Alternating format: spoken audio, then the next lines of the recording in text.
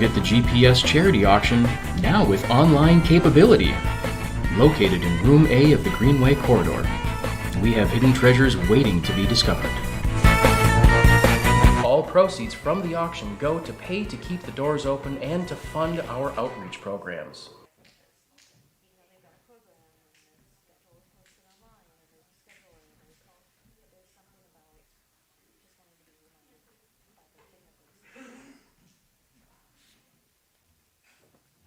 Thank you. Please leave yourself unmuted then. I'll mute myself. You mute yourself there, Matt. Hi, everyone. Welcome to Legendary Performances. My name is Pat Harrigan, and we'll be joined a little later by CONvergence 2022 Guest of Honor Matthew Kesson, but he will be attending virtually on the screen over here. We're going to go back and forth and read a couple of legendary performances to you, and we'll see about, it'll be about an hour. We'll see how much we have time for, but I'm going to begin. My friend, Professor Paul Chu of the Department of Chinese Language and Literature at Tsinghua University and a member of its Research and Conservation Center for Excavated Texts, has recently come across a curious document while cataloging a private collection. This document, which Professor Chu assures me has been fully authenticated, is from the hand of the renowned scholar Pu Songling, author of the enormously famous and influential Laozhai Zhiyi, a collection of 500-some weird tales first published posthumously in 1740, generally known in English as Strange Tales from a Chinese Studio.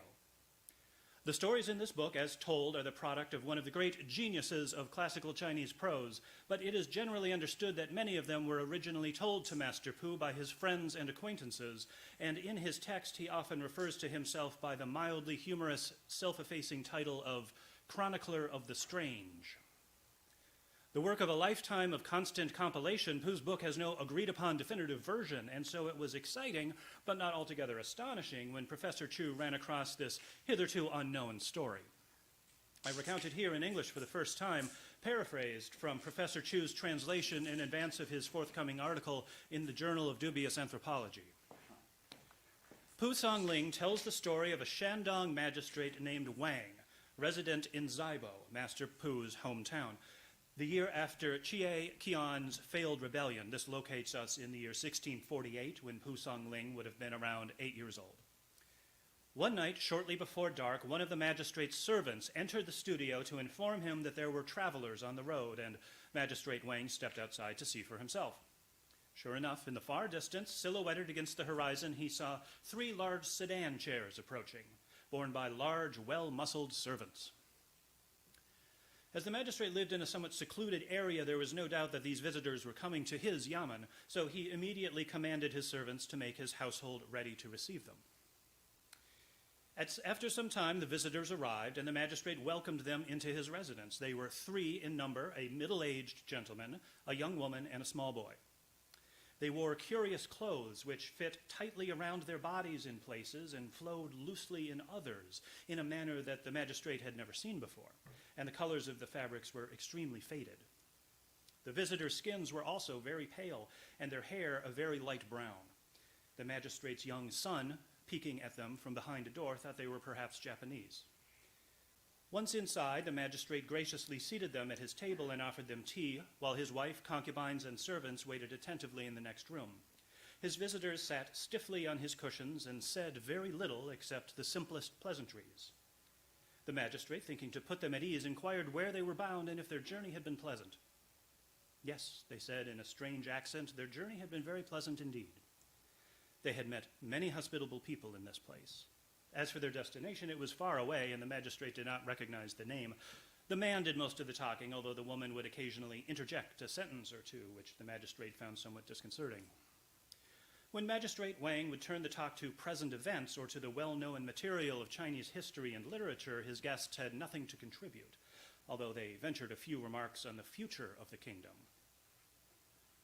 Horror and evanishment, said the man.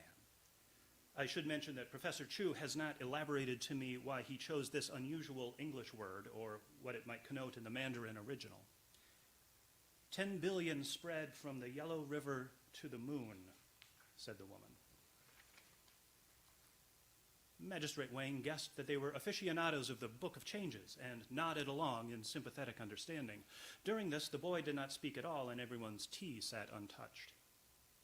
A somewhat uncomfortable silence fell, so the magistrate thought it was finally perhaps time for dinner. He commanded his servants to bring forth the food to the table. Even though he had not been expecting guests, Magistrate Wang rarely received anyone, he ran a very efficient household, and his servants had been able to prepare a good meal on short notice. They brought out an impressive platter of tea-smoked duck in the Sichuan style and slices of roasted pork with vinegar, as well as braised chicken and bowls of small dried fish and chilies, grasshoppers, sweet potatoes, and other such foods. His guests sat graciously on their cushions but made no move to eat.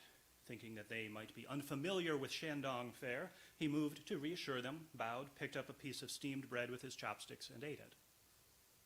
Now his guests seemed to understand. The middle-aged man groped a pair of chopsticks from the table and used them to pluck a button from the magistrate's robe, which he swallowed before consuming the chopsticks as well in a few bites. The woman followed suit, dumping a bowl of soup onto the floor and stuffing the bowl into her surprisingly wide mouth. The boy, who had been sitting politely before, became animated, eating one spoon after another in quick succession and following it with one of the magistrate's embroidered placemats, after which he climbed upon the table, trampling the duck, to untie and eat the magistrate's hat. Astonished, Magistrate Wang ordered his servants to bring more bowls and chopsticks and the next course. But by this time, most of his servants had fled in fear, and those who remained were being gradually stripped of their clothes by the guests, who gobbled them down before moving on to suck the paper from the walls and folding screens and then chew away at the dining table itself. In this fashion, they proceeded through the magistrate's house, feeding themselves on all his possessions, but leaving all the food and all the magistrate's family and servants and all his pet canaries, which flew away after the loss of their cages, uningurgitated. When the guests had eaten everything of value in the home, they bowed graciously to the magistrate and his nude family and household, and returned to their transports, where the strange litter-bearers, who had not mingled with the magistrate's household at all, and whose heads, it was revealed in the dark, were only pale, flickering yellow flames like those of a guttering lamp, assisted them up and carried them back down the road, where they were quickly lost to sight in the blackness of the evening. Everyone in the household later fell ill, but they soon recovered. Although he had been literally eaten out of house and home, Magistrate Wang soon prospered again, and in fact became a much richer man than he had ever been before. He died at a relatively young age, however. Large growths began to appear in his body, and though they were not painful, he gradually lost his wits and his appetite, and he wasted away. The funeral was a memorable and well-attended affair in Zibo, and was talked about for many years afterward, because the magistrate was well known as a generous and honorable man. Pu Songling writes that he heard this story directly from the magistrate's son, who witnessed the events himself and swears to the truth of them. This son grew up to be a scholar of the second highest rank and an advisor to the court, although he was never blessed with children, and when he died, all his possessions passed to a distant cousin. The chronicler of the strange appends an enigmatic note to the end of this tale. Such provides the rich man, so we see, and such return the hungry. My friend Professor Chu has not yet coordinated this remark with Pu Songling's other known writings, and tells me that he can make no comment as to its meaning at this time. I look forward, as I hope you do too, to his further explication. Thank you.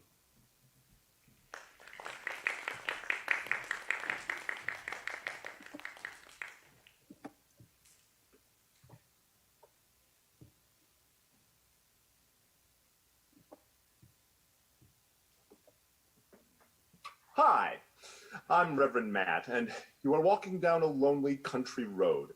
The sun has long since set. The night is black, blacker than many of us have ever seen, for there are no lights along the road. You are in the pre-industrial past of the green and pleasant land of England, and electric streetlights are an impossible dream of your country's unimaginable future, like the Benny Hill show. You begin to think that you feel a presence behind you. You turn and look with the greatest of apprehension, and warranted apprehension, for there behind you is an enormous dog, blacker even than the night, and with luminescent, blood-red eyes. You turn and try to hurry along, but in moments it is at your side, padding along in total silence, and there it stays, keeping pace with you no matter what you do. You trip and fall, it laughs at you a lot. Or no, that's not part of the story, that's just a dream I had one time. You know you must not touch the hound. The folklore of these beasts is very specific about that, and it is also plainly a terrifying supernatural creature, and maybe don't touch those in general. Or put your mouth on them. And finally, you arrive home. Just as you do so, the dog vanishes into thin air. You know what this means. This means that a member of your family is about to die. What you have encountered is a black dog, one of the most widespread pieces of British supernatural folklore. Now, if black dog sounds a bit uninspired to you as names go, you're right, if perhaps a bit judgy. But one of the main reasons they're called that is that black dog is a blanket term for a bit of folklore that goes all up and down England and Scotland with dozens of local names for the hound. You've got your Gytrash, your Middy Doe, your Galley Trot. Old English storytellers were total garbage at coming up with scary names for things, as we can see. But it is too late to do anything about this. I mean, if I had a time machine, going back and making them come up with better ones would definitely be in my top 5 to-do list, but I digress. Another local variant is the Devil's Dandy Dogs, which starts off threatening and then gets much less so very fast. And then there's the hound named Black Angus, which of course is the most delicious of them all. Another one is called Cheney's Hound, which was the last time the name Cheney would be associated with anything negative. From Wales comes a dog named something like... They put a vowel in there for you. What are you complaining about? The Welsh seem to say. Is also the name of a track on the album Black Aria, which is a collection of classical music composed by Glenn Danzig. That's all. That's the joke. There's a collection of classical music composed by Glenn Danzig.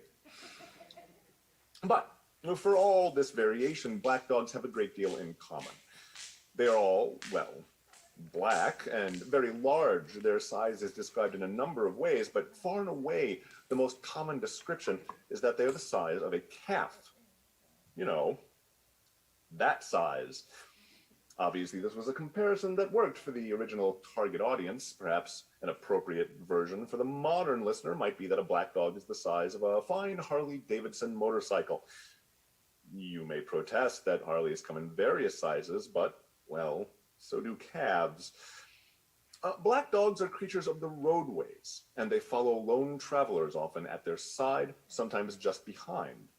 One local variant, called the Trash, walks along backwards in front of you, which is actually sort of spooky, provided you don't imagine it moonwalking. And often, they are the harbingers of death. In this, they resemble the Scottish banshee. It is no mistake that these people came up with multiple omens of death. Remember that this all started in the Middle Ages, when some member of your extended family was about to die at pretty much all times. So you could pretty much take anything as such an omen. You stub your toe, someone in your family is about to die. Rooster looks to its left, someone in your family is about to die. Lunchtime, someone in your family is about to die, and so on. Some black dogs nevertheless felt the need to get more specific about it. In one part of Scotland, a black dog's appearance means a member of Clan McLartin is about to die on a dunghill. And, you know, dung is a fact of life, but let's stop piling it into hills. Gabriel hounds, which had either human heads or no heads at all, prophesied death by hovering around the house where it would occur. And quite honestly, if I had some dogs with human heads hovering around my house, I might try to ascribe some sort of meaning to that myself. But not all black dogs were prophets of doom. Some had other roles.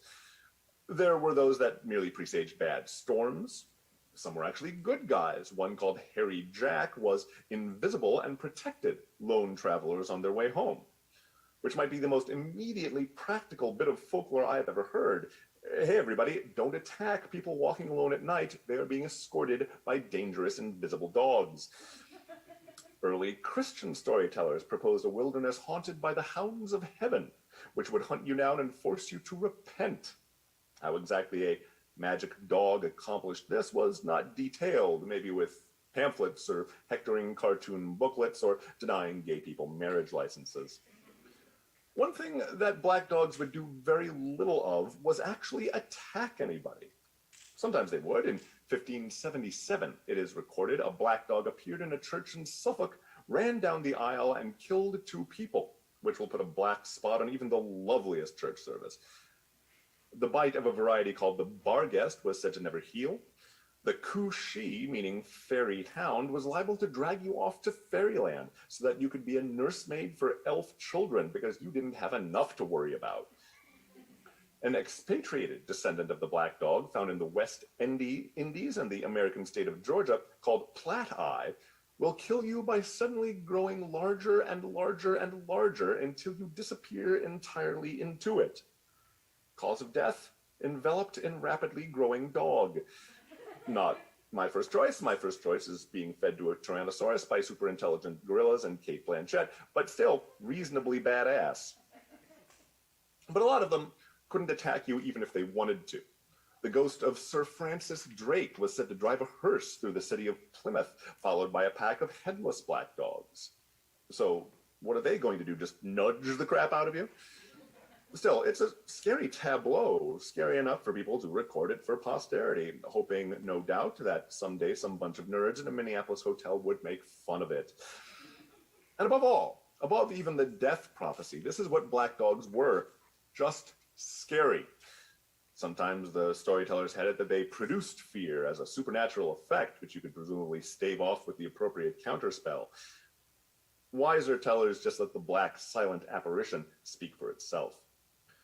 In this, the black dogs have something in common with an even more common piece of folklore: terrifying in their very presence, but rarely threatening real physical harm, fading into nothingness before the eyes of the viewer, often headless, association with mortality. Black dogs resemble nothing so much as ghosts. Some versions even drove this home. The wish towns of Devon, Cornwall, and Sussex were headless dogs said to be born of the souls of dead, unbaptized babies. And there are a lot of reasons to not want to baptize your baby, but surely this is the most metal. And like ghosts, black dogs are the familiar made uncanny. That's why they're dogs rather than wolves or bears or velociraptors with guns riding on sharks. They are the more frightening by being members of our own communities turned to spectral outsiders, creatures of the roads of the borderlands, not of the wild. It is a testament to the bond between humanity and dogs that the latter gets its own version of ghosts. So, if you do find yourself alone on that dark country road in the past, and you do feel that huge black presence walking along with you, just remember, if you do dare to touch it, it probably likes to be scritched behind the ears. Thank you.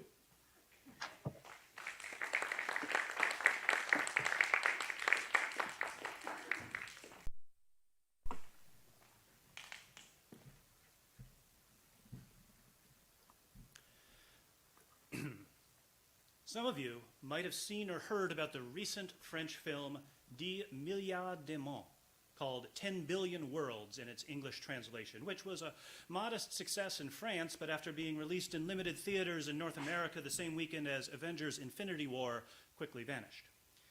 The movie, in overlong sci-fi CGI spectacular, is not very interesting on its own terms, but its source material does merit some comment.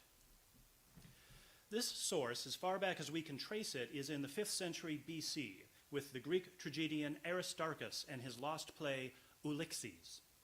What little we know of this play comes from a brief mention in Aristotle, although the myth itself is recounted later in Ovid's Metamorphoses. The story goes like this. Ulysses, a warrior hero exiled from his own city and pursued by his political enemies, comes to the city-state of Githyon as a suppliant. The king of Githyon, sensing an opportunity, agrees to grant Ulysses asylum and marry him to his daughter Melita, if he will adventure into a nearby cave system and kill its resident monster.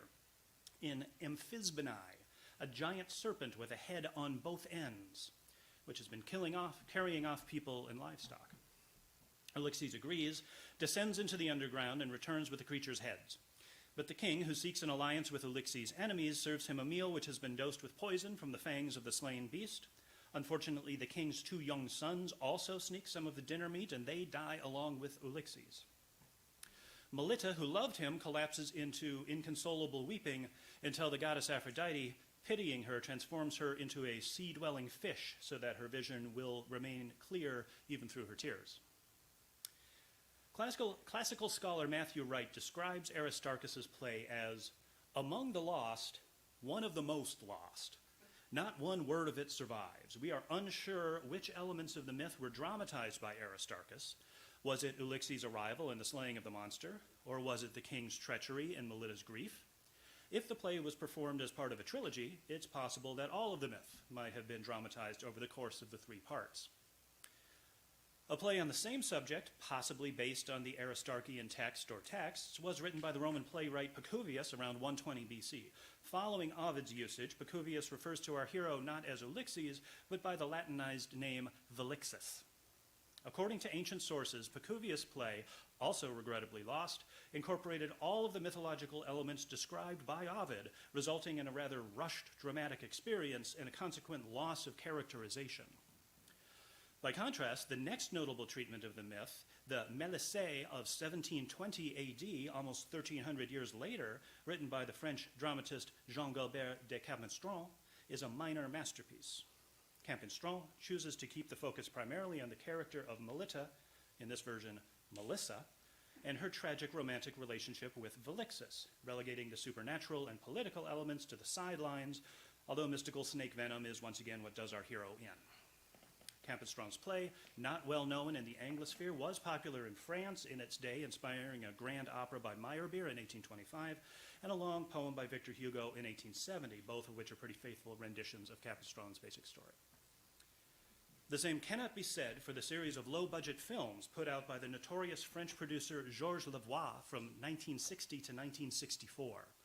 Conceived of as a local response to the popularity of the Italian Hercules and Machisti sword and sandals films, the Velixus series follows our hero on his adventures throughout the ancient world as he slays monsters and griffins and chimeras and many, many large snakes and seduces many nubile maidens, yet somehow always remaining constant in his heart, at least, to the regal Melissa, princess of Sparta, whose devious and untrustworthy father remains a permanent vexation. Film critic Paul Sanssouci, reviewing the 4th film in the series, Velixes versus the Parthians, described the actress playing Melissa as ornamental only, and Velixus himself as 100 kilos of bai in a 90-kilo package of butch, which I'm not sure I completely understand, but which sounds about right. There's an interesting side note here, if you'll pardon my digression. Several years after the last film in the Velixus series, Lavoie made some effort to launch a Franco-American co-production of the story. The basic elements of the series would have remained the same, but it would have been slightly higher budget and focused more on softcore pornographic elements, featuring topless models from the French magazine Louis and Lavoie's own pet boa constrictor Dino. His proposed screenwriter was the American novelist Philip Roth, with whom he was friendly, but Roth lost interest after the phenomenal success of his 1969 novel Portnoy's Complaint, preferring to concentrate on his own books, and Lavoie descended into an amphetamine-fueled paranoid decline, and the project was scrapped. This is probably for the best. In 1979, the Velixus story reappeared as a serialized adventure in the illustrated magazine Heavy Metal under the name A Million Hells. Written by Michel Beltram with art by Mobius, the comic followed the basic quest and romance structure of the film series, although now Velixus traveled and adventured through a psychedelic landscape admixed of pastel-colored historical, fantastic, and science-fictional elements. The Princess Melissa, with whom Velixus is eternally in love, is in this version actually dead, although he can communicate with her spirit via a certain sinister cobra with 4 jewels instead of eyes, owned by her evil father, and which he uses to pressure Velixus to go on dubious assignments. Incidentally, there is a brief reference to this comic series in a song in the 1985 album Rage for Order by the heavy metal band Queensryche. Running sporadically in the magazine until 1988, this Velixus was optioned by the TF1 group in 1995 and was slated to appear on film several times. At one point, it was to star Armand Assante and Julie Strain, but international co-financing fell through in the wake of the 2000, 2003, and 2007 recessions, after which the project seemed permanently dead. But that is not dead, which can eternal lie, as Velixus proclaimed during his sword fight with the priests of Cthulhu in the fall 1998 issue of Heavy Metal. And a new film, produced by Luc Besson's Europa Corps and starring no one you've ever heard of, was announced in Variety in November 2016 at a time when no one in the world was paying any attention. The final product, basically okay, but more space opera than Mobius's trippy comic book fantasy, is notable for gender swapping the lead roles. Velixus is now Valerie, and Melissa is now Mark, and for recapturing some of the details of the original Greek story. The plot, which is a little hard to summarize quickly, goes something like this. Valerie, fleeing in her personal spaceship from a galactic war that has destroyed her home planet, rescues Mark from certain death at the hands of space pirates, after which he takes her home to the planet Amphisba to meet Dad. Dad turns out to be the evil mastermind behind the whole war, although our heroes don't know that yet, and he appoints Val as his special operative and sends her on a hazardous mission into grimdark areas of space haunted by death ships and multi-headed space serpents and that like. Mark, forbidden to accompany her, does so anyway, and the two of them are soon joined by a traumatized soldier, a devious sleight of hand man, and a wisecracking CGI frog. It's all a little like Guardians of the Galaxy until they return to Mark's home planet and becomes more like Blake 7 when Dad poisons every main character except his son, who then has to bring Val back to life with super science in a weirdly short and unsatisfying sequence like what was that all about? And then the two of them blow up the palace before escaping into the world's ocean in a giant, semi-sentient, techno-organic dolphin ship, declaring themselves revolutionaries and vowing to resurrect the rest of the crew in the sequel, even the frog. Oh, also, spoilers. Sorry about that. Whether there will be a sequel remains to be seen, but this old story does seem to be an enduringly popular one, and I look forward to whatever reboot or rebirth comes next. I'm sure we haven't seen the last of this archetypal tale, which, after all, gave the world the famous phrase, "Serpents called Amphisbaeni to Velixus are ferocious." Thank you, and good day.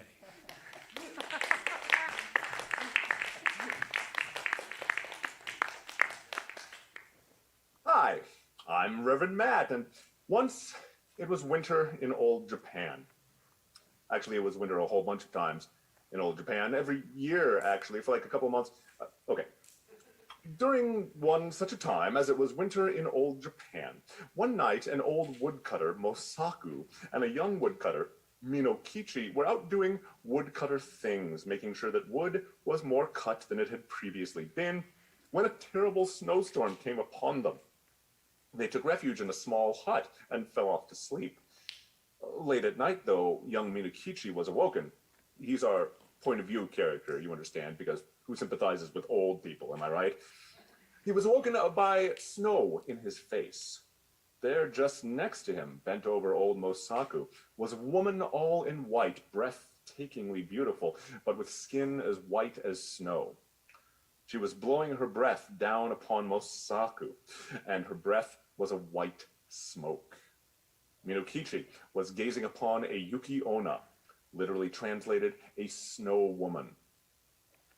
Yuki-onnas were a kind of yokai, this being a blanket term for supernatural entities of a malevolent or at least chaotic neutral disposition in old Japan.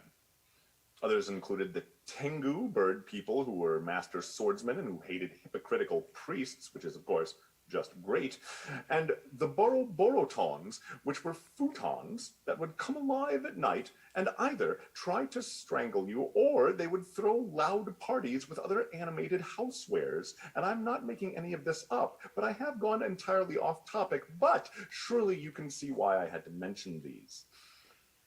Yuki-onnas were, as described previously, beautiful women, all white save for their hair. They sometimes had no feet, which was an occasional feature of Japanese spirit entities, because this is, of course, what Yuki-onnas were.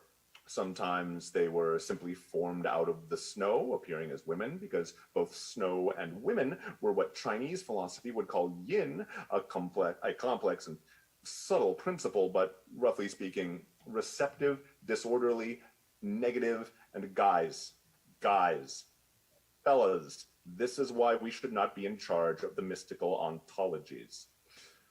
In other versions, Yuki-onnas were actual ghosts of women who had fallen in the snow and died, and in another there was only one Yuki-onna, and she had been a princess of the moon, but because the moon was, we are told, very boring, obviously. I mean, Snoresville, that's one small step for man, yawn. She came to Earth in the snows, but then found herself unable to return. But whether she was a snow elemental, a ghost, or an easily bored princess from the moon was not important at this moment to Minokichi, as the Yukiona turned her attention from Mosaku to him, bending down low over him until their faces almost touched.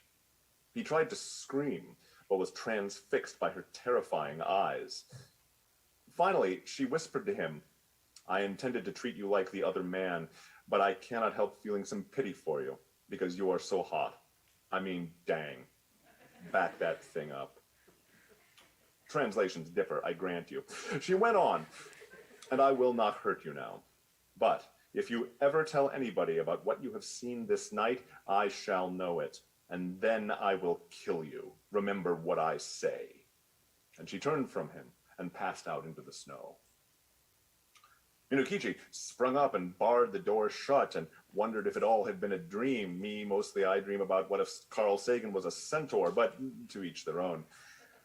Turning to Mosaku, he found the old man frozen and dead. And he himself was found very nearly so the next morning by the ferryman whose hut they had slept in. But it was not too late for Minokichi, and he was nursed back to health, and he never did tell anyone of his encounter. The end. This is a relatively dull folktale. Or no. Instead, the next winter, as he was on the road home after a good day's making wood more cut, he came upon a very beautiful woman, very pale, named Oyuki, meaning snow. Well, being a woodcutter doesn't require a lot of critical thinking, apparently, and he invited the woman home, where his mother took a very great liking to her, and so one thing led to another. No, not that way.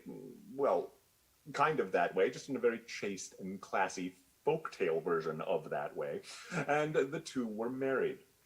And it was a wonderful marriage, a happy marriage, a marriage that lasted for years. How many exactly is not mentioned, though it is mentioned that she bore him 10 children. So let's hope it was a couple of years. 3 at least. Oyuki was well beloved by the townsfolk as well, though they considered her a bit odd, especially in that she never seemed to age. Then, one night, as Oyuki was sewing by the light of a paper lamp, Minokichi said to her, "To see you sewing there with the light on your face makes me think of a strange thing that happened when I was a lad of 18. I then saw somebody as beautiful and white as you are now. Indeed, she was very like you. I'm not real smart. Have I mentioned that?" And he proceeded to tell her the story of his encounter with the Yukiona.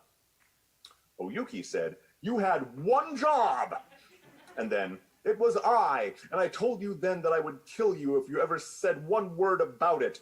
But for those children asleep there, I would kill you this moment. And now you had better take very, very good care of them, for if ever they have reason to complain of you, I will treat you as you deserve." Even as she screamed, her voice became thin like a crying of wind, and she turned then into a white mist and flew up through the chimney, never to be seen again, and left Minokichi alone. There are those that say that this is a story about our romantic fantasies being as ephemeral as the snow. And they certainly can be that. And there are those that take it as a tragic story of a man who loses his wife. And I suppose you could look at it that way, but I hardly think that either of these is really the takeaway here. Instead, this seems to be a story about how if your wife makes a simple request of you, maybe just do it. Your wife or a murdering personification of winter. Either of those. Thank you.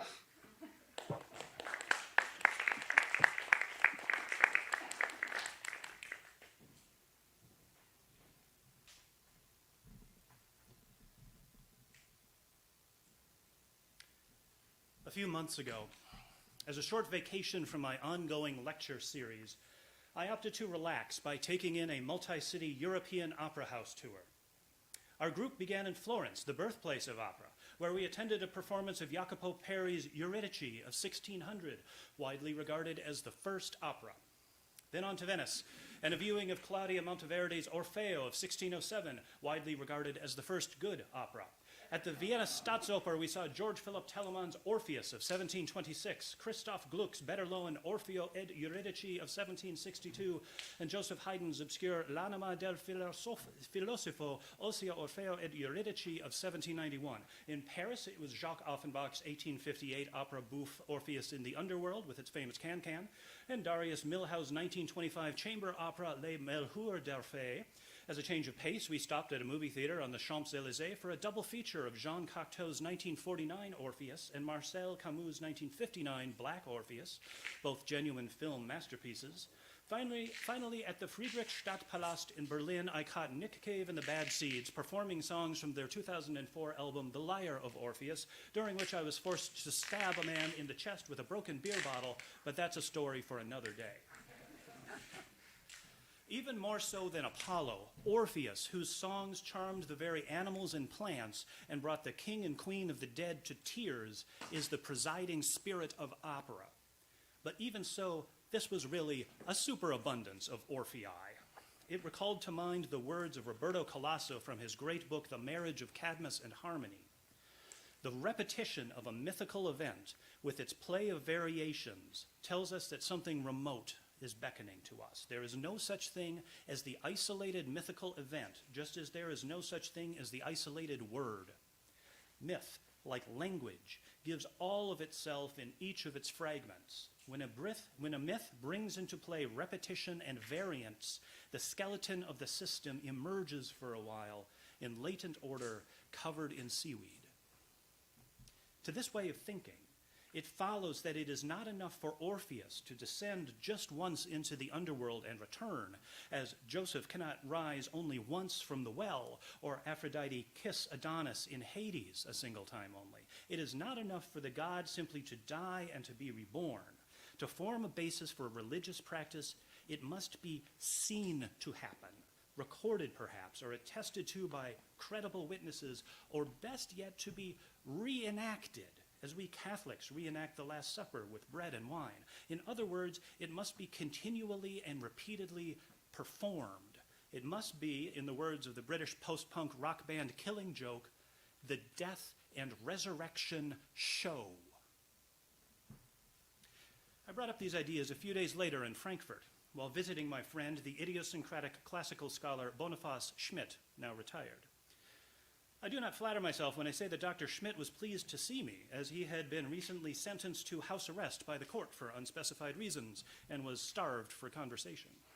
Despite this, he appeared in the bloom of health, remarkable for such an elderly man, and his mandated medication seemed to be having its effect too, as he was notably less shouty than the last few times we had spoken. "My friend," he said, "I have much to say on this subject of Orpheus and his mysterious, if derivative, cults." Here the good doctor began to relate a remarkable, wide-ranging history of the figure of Orpheus and the many and varied cultic practices that were historically performed in his name, which I can only briefly summarize here. The doctor began by quoting Clement of Alexandria, who dismissed the Orphic mysteries, summing them up in just 2 words: murders and burials. But no. To Dr. Schmidt's mind, this was simple Christian slander. The Orphics did not even perform animal sacrifices, believing in the reincarnation of the soul and its natural corollary, vegetarianism. Orphic beliefs were, in fact, deeply radical in the context of Greek religion, the prevailing view of which was that the body was the true self, and that the soul, when the Greeks even bothered to think of such a thing, was nothing but a poor, faded reflection. Think of beautiful, pitiless Achilles reveling in slaughter on the plains of Troy, and then think of his pathetic post-mortem shade who whines, "Do not make light of death before me, O shining Odysseus. Would that I were on earth a menial, bound to some insubstantial man who must pinch and scrape to keep alive. Life so were better than king of kings among these dead men who have had their day and died." But for those versed in the Orphic mysteries, the body was nothing but a shell to be discarded at death. The self was in the soul, which would, through metempsychosis, flutter into new bodies, new forms, and ultimately perhaps to Elysium itself. The followers of Orpheus were buried with the so-called Totenpass, gold tablets inscribed with prayers of rebirth. They believed in the sacredness of wine, and their hymns were among the most boring in the ancient world. Boring, I asked. Yes, boring, confirmed Dr. Schmidt, becoming somewhat animated. In that way, as in many others, they anticipated the Christian disease, as an initial burning sensation anticipates the gonorrhea. My friend, he says, historically interesting as they are, I confess that I have never warmed to the Orphics. To my mind, they are tastelessly modern, not to say faddish. Their cult is a rough draft of the oncoming flaccid, sexless religion of the Nazarene, a sad degeneration from the atavistic cult worship of the great god Dionysus. Vegetarians. Phooey. The followers of Dionysus ripped animals to pieces with their bare hands and ate the meat raw. The Maenads tore Orpheus's body into bits in a drunken fury and threw his head into the Hebrus. Dionysus himself was rent apart by the Titans while still a baby and survived only because Zeus gave his infant heart to Semele to eat, which impregnated her and gave the world again the twice-born god. Dionysus is a gentleman. When Theseus abandoned Ariadne on Naxos, the god comforted and married her. He descended into hell to rescue Semele, his mother, and raised her among the stars. There was a god. And do you remember the story of Prosimnus, my friend? I confessed that I did not remember the story of Prosimnus. You must know of it. It is the god's central mystery. Prosimnus guided him to the entrance of Hades. He requested that his reward for this service be that Dionysus take him as his lover, to which the god gratefully acceded. But when Dionysus returned from Erebus, he found that Prosimnus had died. So the god kept his promise by carving a piece of fig wood into a replica of Prosimnus's cock and sodomizing himself on his tomb. What improvisation! What gallantry! My friend, I have a large collection of these fig wood phalli, many of which are still regularly in use by contemporary members of the Dionysian cult, to which I would be eager to introduce you. Wait here for just a moment. Here the doctor rushed from the room, saying that he would return very quickly with some of the grander and most unusual examples. But although it was good to see something of the old Dr. Schmidt back again, I felt I had taken up too much of his time already, and I let myself out before he returned. Later, I sent him a nice thank you card, and for the last several weeks, he has been Snapchatting me photographs of interesting dildos. Good night.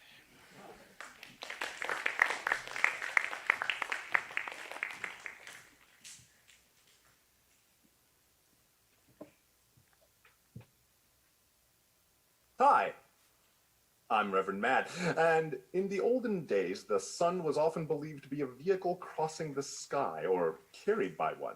A chariot, perhaps, or a barge, depending on who you ask. The Christian tradition called the sky the firmament, an implicitly solid, dome-shaped wall separating the earth from God's heaven. This kept people from flying there. Nobody could fly, but it did keep out those damned lying birds.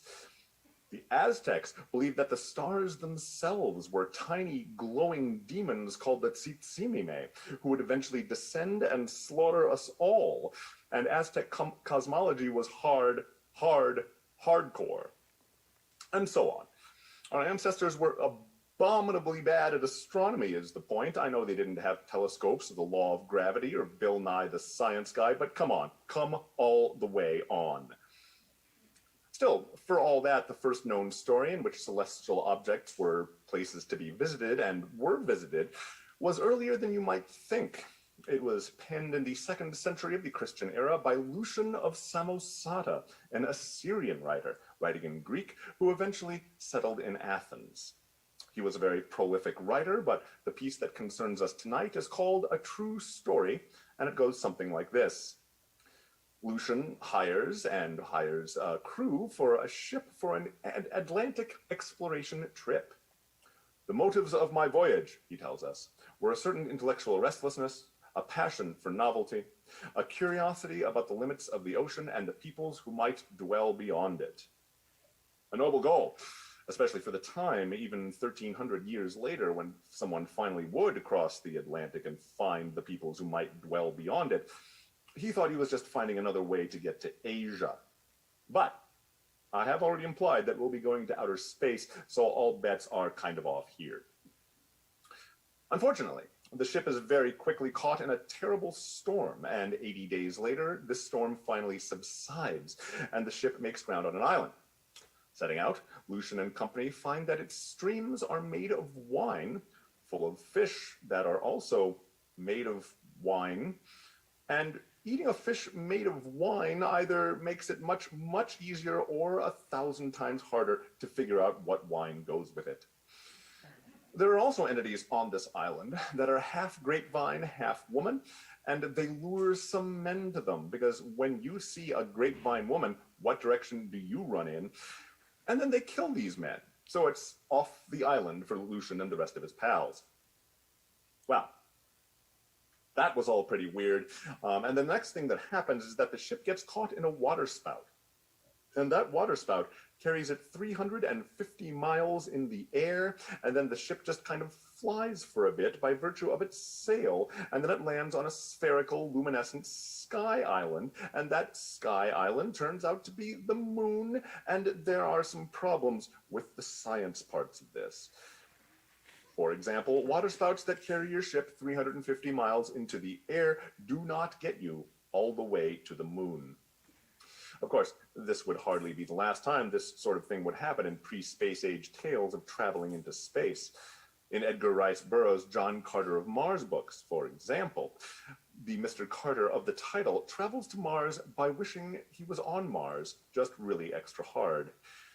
And if that sort of thing worked, I would not be here telling you about it, because I would instead be a giant fire-breathing pterodactyl living somewhere in the wilderness in between occasional attacks on civilization. Oh, come on, what do you fantasize about? Realism on this topic, as on many, would come to be a bone of contention in science fiction in the future. Even in the early days of it, Jules Verne tried to make his machines as detailed and plausible as possible, whereas H.G. Wells instead sent men to the moon after one of them invented a paint that resisted gravity, and fine, great. But back to Lucian. On the moon, he and his men are taken by dudes riding giant three-headed vultures to the ruler of the moon, whose name is Endymion, which sounds far-fetched, but then Captain Kirk met a lot of ancient Greeks in space. Endymion is at war with Phaethon, king of the sun, where people also live, presumably hopping from foot to foot a lot.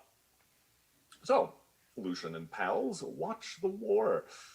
The army of the moon consists of people riding the three-headed vultures, as well as people who we are told are called lettuce wings, flea archers, wind coursers, millet throwers, garlic men, ostrich slingers, and horse cranes. Only the flea archers really get a description in that their fleas are the size of 12 elephants, which is pretty big. Otherwise, we just have to go by title. The millet throwers are just whipping grain at people. The garlic men are basically big cartoon garlic clothes with faces and arms and legs. And the ostrich slingers are people who are using slings from ostrich back, most likely, though I do prefer the interpretation that they are using slings to hurl ostriches at people.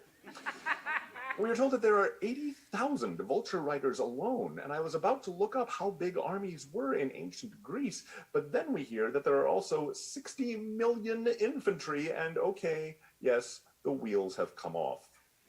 So yes, Phaethon's forces include, among other things, 50,000 horse ants, which are ants of several acres in size, sky pirouetters, who hurl radishes that cause instant gangrene, and dog-faced men who ride giant winged acorns, who are my favorite, and who are the sort of thing that some recent commentators would insist were actually ancient interpretations of actual extraterrestrials. And though every time this is done, it is always a bad idea, I think we can all agree that if something weird is happening in this story, it's probably not because it was inspired by something real. The two forces war terribly, and the clouds beneath them turn red and drip with blood, which, we are told, is an explanation for why that happened that one time. The moon is winning, but then its forces are routed by colossus-sized cloud centaurs, and the sun creates a wall of clouds that entirely cuts off its light from the moon, and so the moon's surrender is drafted, though the sun's terms are fairly generous. Celebrating the end of the war, Lucian is offered the king's son's hand in marriage with the note that there are no women on the moon. Lucian declines this, but does not seem particularly shocked by it, so that's nice. We all know people who could participate in a war between the sun and the moon where dogmen ride flying acorns, and then if someone mentioned that there were gay people, that is what would flip them out. So, full marks to Lucian. He then tells us about the moon people. They are like human men, albeit hairless, save for beards to the knee. They have a single nailless toe per foot. They have tails which are cabbages. Yeah, cabbages. Their ears are leaves, and their eyes may be safely removed. Quote, they use the belly as a pouch in which to keep necessaries, being able to open and shut it. It contains no intestines or liver, only a soft, hairy lining. Their young, indeed, creep into it for protection from cold. Unquote. Also to quote, the oil which they make from onions is very rich and as fragrant as balsam. Wow! Really?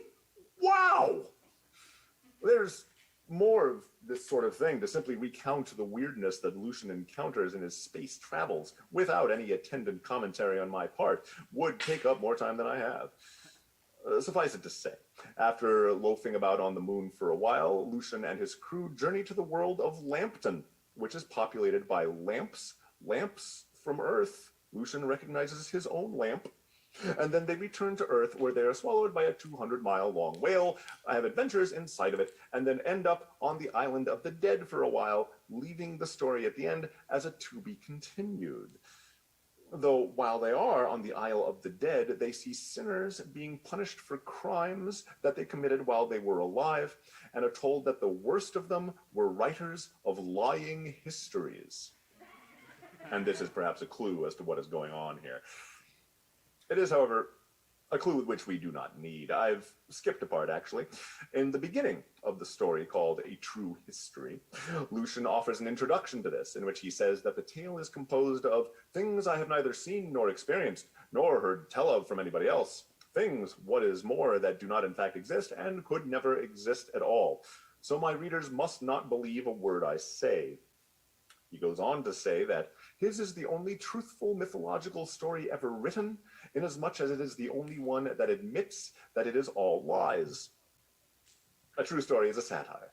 We tend to think of the ancient Greeks as believing all of their stories of three-headed dogs guarding the gates of Hades and all that kind of stuff, but they lived here in the world. Some of them had some sense. And so Lucian composed this crazy bananas story to mock the mythologies, to one-up them with something even more barking mad. And that included going to the moon, which now we have actually done. We live in an age of wonders, even if nobody is riding ants that are acres in size. Thank you.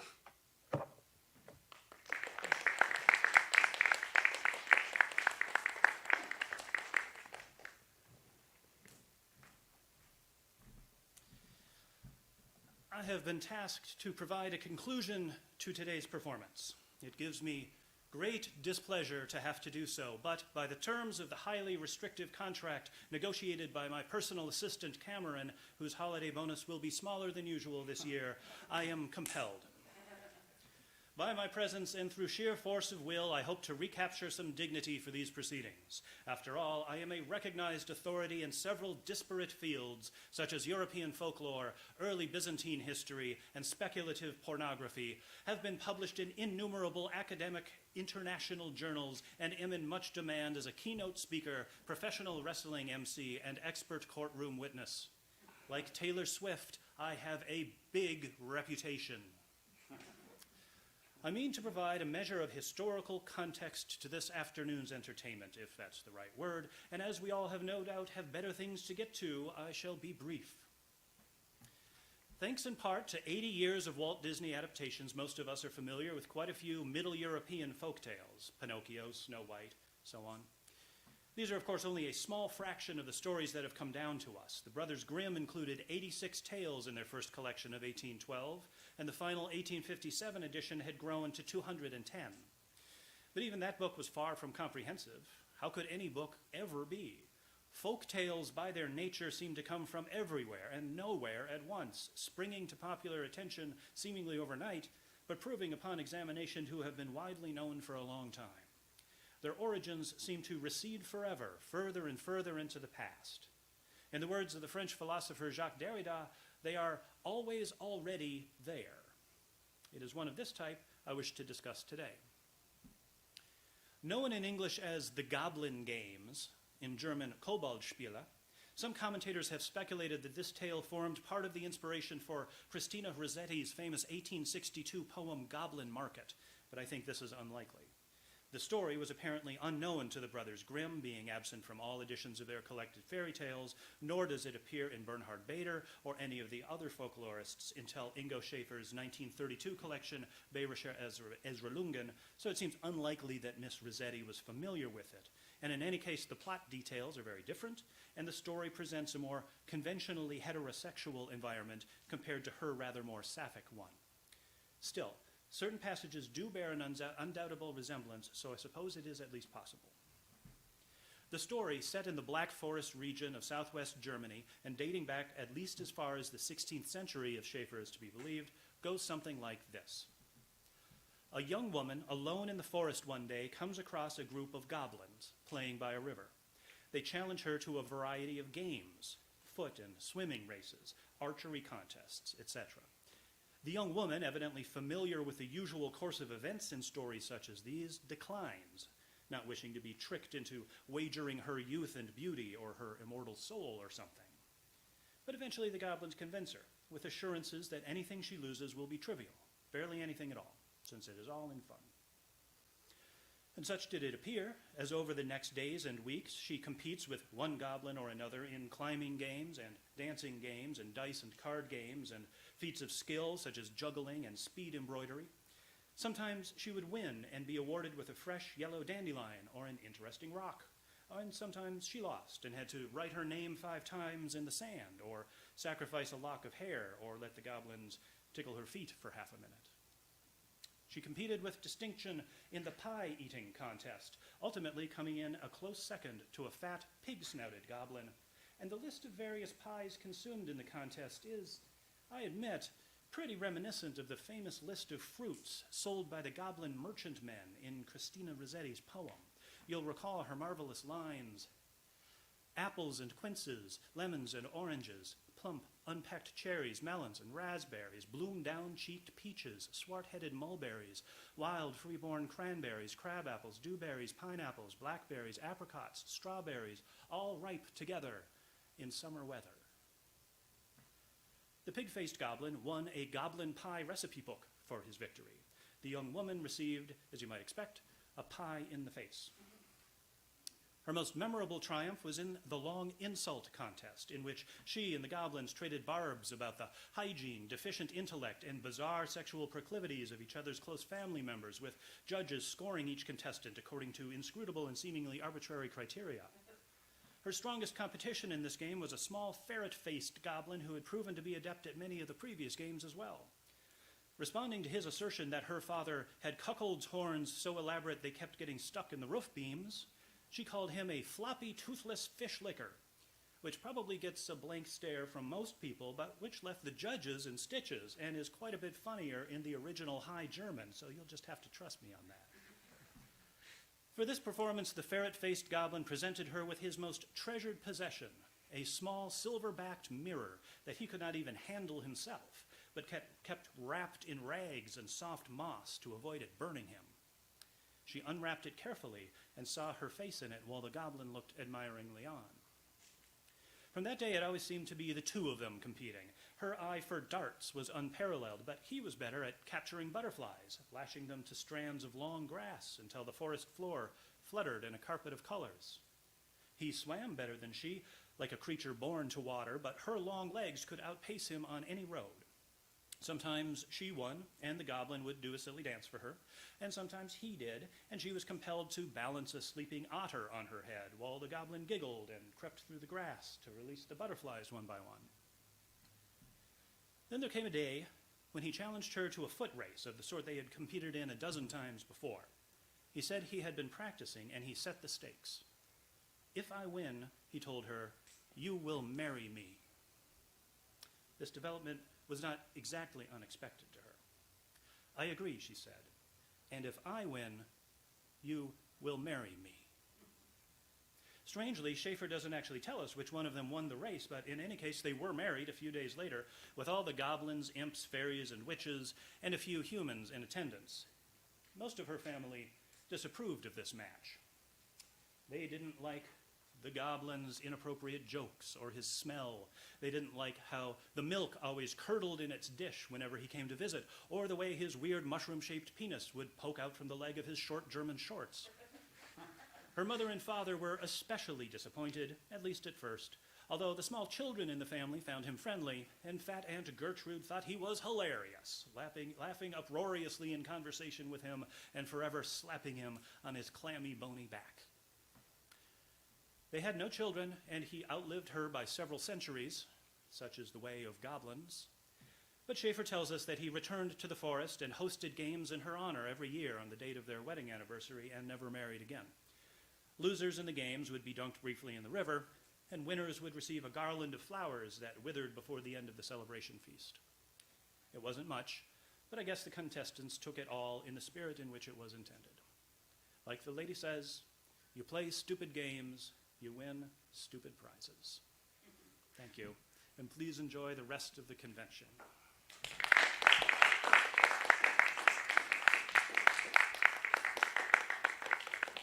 Thank you, Matt. Thanks to both Pat and Matt for their wonderful performances. And Thank you so much for having me.